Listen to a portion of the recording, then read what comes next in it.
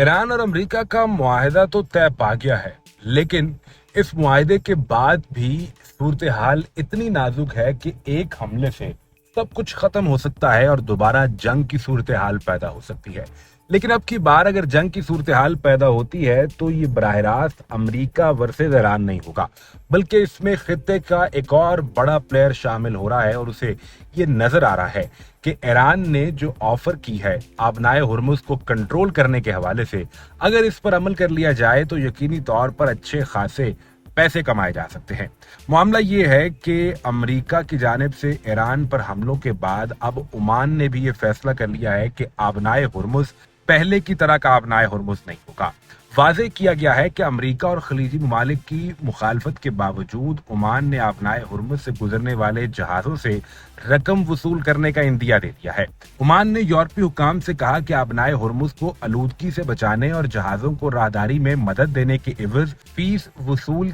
की जा सकती है। आबनाए हुर्मुज को अब पहले के हालात तक ले जाया नहीं जा सकता। ओमानी हुकाम ने वादे किया कि बैन अवी समंदरी कवानीन की हमेशा पाबंदी करेंगे, लेकिन आबनाए हुर्मुज को आलूदगी से पाक रखने और जहाजों को राहदारी में मदद देने की खिदमात के लिए कुछ फीस ली जा सकती है। अब ये सवाल बहुत सादा है कि ईरान सिर्फ अकेले ही आबनाए हुर्मुज पर टैक्स लगाकर इससे पैसा नहीं कमाना चाहता, बल्कि उसने इस बड़े प्लान में ओमान को भी शामिल कर लिया है। और याद रहे कि अभी हाल ही में जब ईरानी वजीर खारजा बराह रास्त ओमान गए थे तो वहां इस एमओयू के साइन करने से पहले आबनाए हुर्मुज के कंट्रोल के मुतल्लिक कुछ ऐसे हतमी प्लान को तय देना था, जिसके नतीजे में ओमान खुद इस पूरी मगरबी दुनिया के सामने डट कर खड़ा होगा कि हम आबनाए हुर्मुज से पैसा कमाएंगे और वो पैसा ईरान और ओमान के दरमियान तकसीम किया जाएगा। यानी ओमान भी ये चाहता है कि आबनाए हुर्मुज से वो टोल वसूल किया जाए जिससे पूरी दुनिया की ट्रेड होती है, और इससे